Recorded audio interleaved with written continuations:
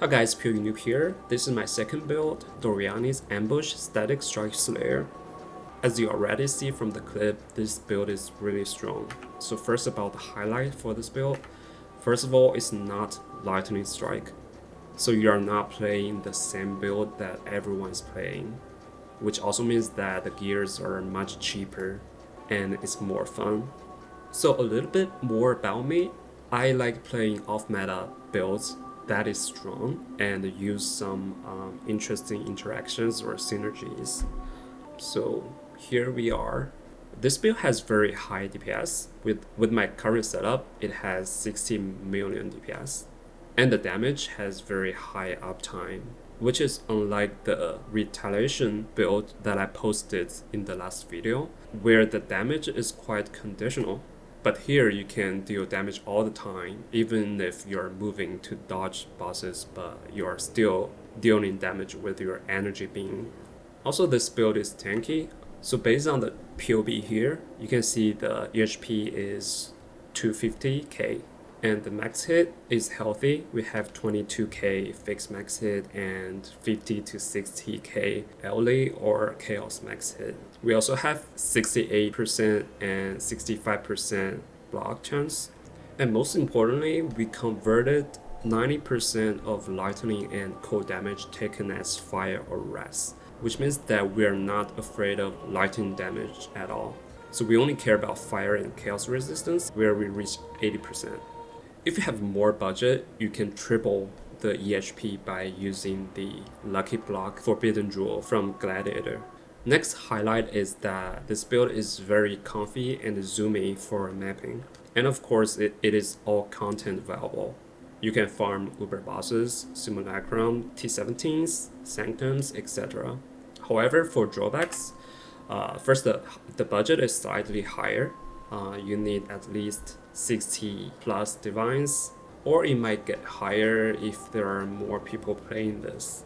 And second, you also need careful gearing for it because it has some high static requirement. You need 212 dex for the weapon and 159 int for gems, and of course 80% chaos res and fire res. And also you need to have accuracy to cap your hit chance. And to deal damage to single target enemies, you need to stand close to them. But in mapping, once your energy being hit one enemy, it will just spread out to the whole screen via chaining. And this is a build rating between my last video, Retaliation Gladiator, and this Static Strike Slayer.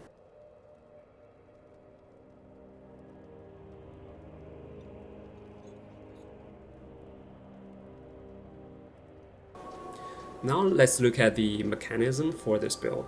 First about offense, why damage so high? First, 3x DPS from Doriani's prototype. And also we have static strike snapshot technique. What I mean is that we will use ambush, which is a skill that you blink to a target and then you will have a 2-second buff, and it will buff your next attack to have plus 36% base crit and 138% crit multi, which is huge. And you can easily cap your crit chance with this buff. And once your initial hit crit, you will gain around 4 seconds of energy beams discharging consistently. And if your initial hit crits, all these beams will always crit. So that is the snapshot technique, meaning that one buff can buff your whole 4-second period. And after that, your ambush is ready again and you can do the same thing again. So because we can cap our crit so easily, so we can leverage Marilyn's fallacy, which is 288% crit multi, which is ridiculous. Also, this league Static Strike received 84% more damage buff from the league patch. By comparison, there are two skills that are excellent at snapshotting. One is this skill, the other is Rage Vortex of Berserking. And Rage Vortex of Berserking only received around 13% more damage buff. Next we have Paradoxica for double damage, which is best in slot. And we have high flat lightning damage from high level Wrath and Smite, and also Abyss Jewels. We also fit in Spectres, and with perfect Spirit of Fortune Spectre, we can get lucky lightning damage hit, which is 33% more damage. For defense, first of all, we have Divine Flash, which convert 50% of your elemental damage taken as chaos, and then Dawnbreaker and Watcher's Eye. So in total, 90% of your lightning and cold damage taken as fire or chaos damage. And now we can say goodbye to Lightning Siphoner. We also have a 68% and 65% block chance for attack and spell. And you can reach 90% and 88% with Forbidden Jewel. But it is an additional 40 plus divines, and it's just beyond my budget. We also have Fortify and 5 endurance charges, which is buffed this week. And we have non-stop leeching from Ascendancy Node. We can deal damage while we're moving because of the mechanic of Static Strike, which is a hidden defense layer. We have Arctic Armor and Flesh and Stone, which help us take less damage in some conditions. Some important notes here. First, use Awakened Chain for mapping. You will feel like you are a auto bomber. And what's hilarious is that this support gem used to be very expensive, and this league is only 1.5 divines. And next tip is that try not miss ambush hit. So after you gain the ambush buff, it lasts 2 seconds for your next attack. So if your next attack didn't hit anything, you just wasted that buff. So you can mitigate this by first enchanting your gloves for the strike target additional enemies, so that even though your cursor is a little bit far from the target, but your additional strike might target the enemy. You can also enchant travel skill cooldown on the boots so that your ambush get ready quicker. Support your ambush with second wind, so if you miss one hit, you still have a second chance to immediately use it. And lastly, just practice more and you will get better. Next tip is do not attack if not ambushed. So if you already landed a buffed ambush static strike, you will keep discharging energy beams, which will always crit. But if at this time you landed an unbuffed static strike, it will override your critting energy beam, and then they will not crit at all. However, you can still use Smite even if it's not ambushed, because Smite is used to provide a buff instead of dealing damage. And I suggest using Tinctures and Smite only for hard enemies. And for normal mapping, your damage can just melt everything and you do not need to press more buttons for that. For normal mapping, ambush, static strike, and shield charge. It's that easy. For Spectres, first is the perfect Spirit of Fortune, which gives you lucky hit and it's 33% more DPS. You can get it from Ritual or buy the corpse for 20C. Next is Diabolist, which is spamming level 30 Enfeeble, which is really ridiculous, and it also helps to free your hands. You can get it from Act 1, the prison. So when you're gearing, check the POB and make sure your hit chance and crit chance are kept unconditionally. You should not rely on flask or any buff to cap those, otherwise it will feel really bad. And next section is the instructions for gearing, which can also help you save money. For weapon, Paradoxica, suffix, you must have the attack speed and dex int. So dex and int helps a lot to fix your stats requirement, and attack speed makes your mapping feeling much better. For prefix, prefer increased lightning damage, but that is actually pretty rare and expensive. As a second option, you can get Elemental Pen. For shield, get at least 19% cold and lightning taken as fire, and at least 16% phys taken as fire. For helmet, for the corruption, get at least one of the level of AoE, aura, or lightning gem. If you can get 2, that's the best. If not, the second corruption, you can also get life regen or reservation multiplier.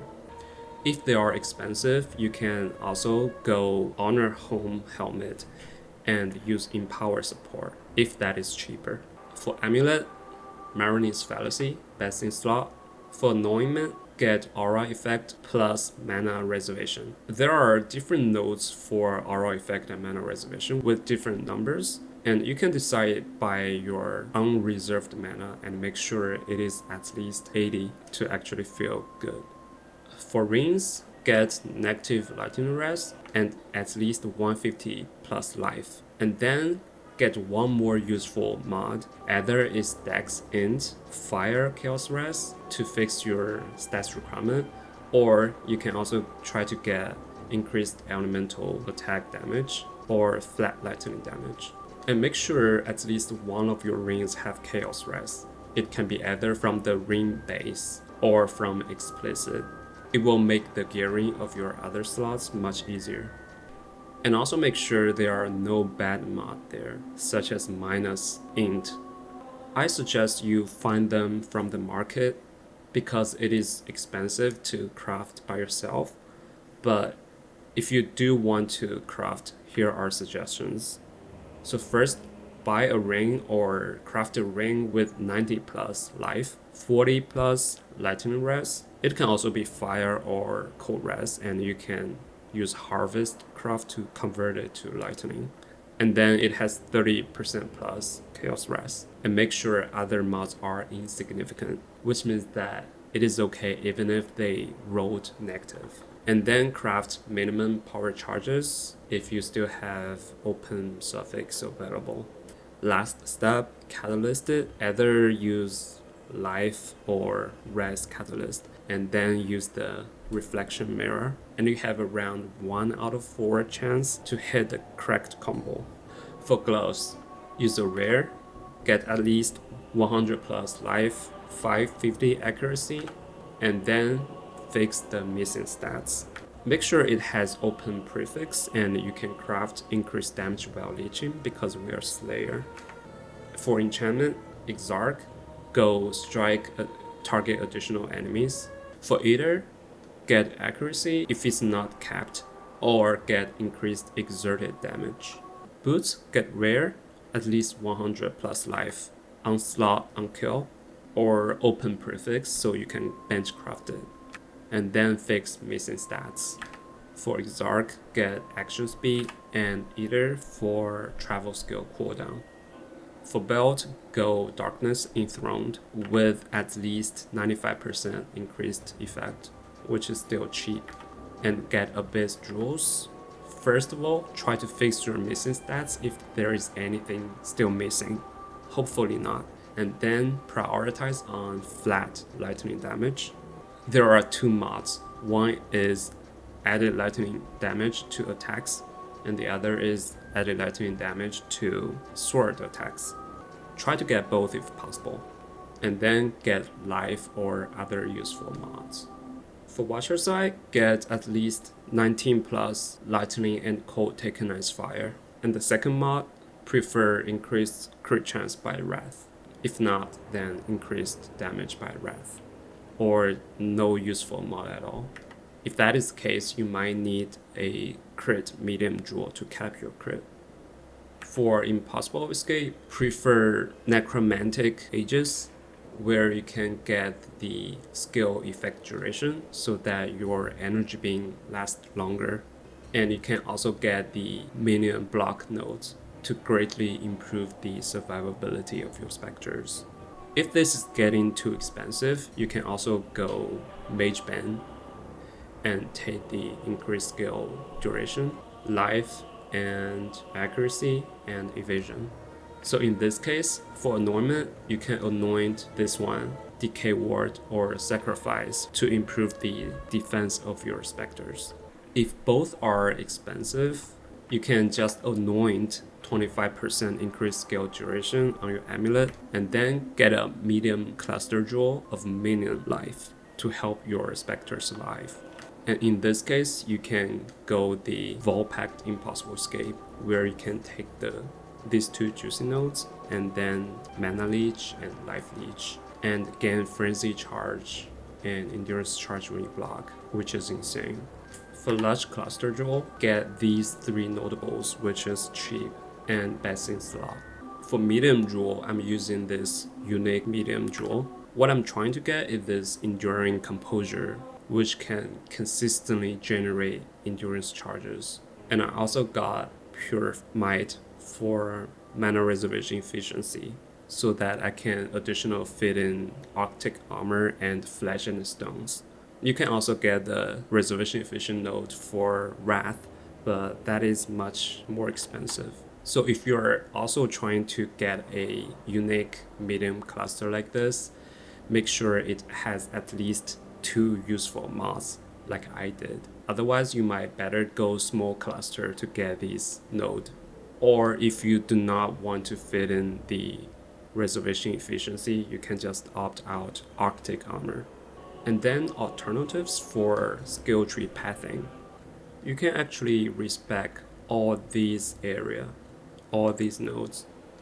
The reason I go here is because of this node. It helps a lot to cap your accuracy and fix your dex and int requirement. But if you don't worry too much about it, you can respec all of these and then path this way to get all of them without impossible escape. And then for impossible escape, you can go the Vault Pact in this area. And for some important gems that I want to mention, first, Awaken Chain for mapping and swapping to close combat for bossing. For ambush, support it with Second Wind, which greatly improves your mapping experience. And support it with Life Tap, because otherwise it will take a lot of mana. We were also using Convocation and Automation so that your Spectres have a consistent 2% life regen. Given the big life pool of Spectres, the 2% is actually massive. Don't forget to reserve this skill for it to be active. Okay, that's all about this build. Some Q&As. First, are there non-Dawnbreaker versions? Yes, there are 2 versions. One is with Rare Shield, which gives you 10% more DPS, but it has worse phys and lightning max hit, and it is weak to lightning dot. I will also put POB in the description. Second is Mahu's Shield, which gives you Divine Flash and a bunch of other keystones. And then you can use another Timeless Jewel, which can convert 50% of cold and lightning taken as fire. So in this case, you actually have 100% of cold and lightning taken as fire or chaos, which is very cool concept. However, the Timeless Jewel for this mod, it also makes you have reduced cold and lightning res, meaning that you will need minus 400 lightning res to cap your Doriani's prototype, and I don't think it's worth it. Why not support with Shockwave? Because Sword cannot use it. Next, how about added lightning support Shackle or Thunder Fist? Answer is the DPS boost is very limited, but it is at a big cost to sacrifice the glove or helmet slot. Next, is March of the Legion available? No, it has blessing support so that you cannot reserve mana to use the Wrath, but you have to use blessing. However, we do not have enough mana to use the blessing. And then we have negative cold res. And the reason is because we already have 90% of cold damage taken as fire or res, and it's not really worth investing into cold res. And next, what content to farm? Literally everything. Uber bosses, Simulacrum. I suggest you get the Lucky Block Forbidden Jewel for Simulacrum to be consistently deathless. Then Sanctum, Essence, Legion, Blight, Strongbox, etc. Map mods to avoid: reduced block chance, cannot leech, cannot regen, less cooldown, less accuracy, Enfeeble, less aura effect, and early reflect. That's about it. If you have any further questions, feel free to put it in the comment. I will take a look and try to answer every questions. And thank you for watching. Have fun blasting and see you next time.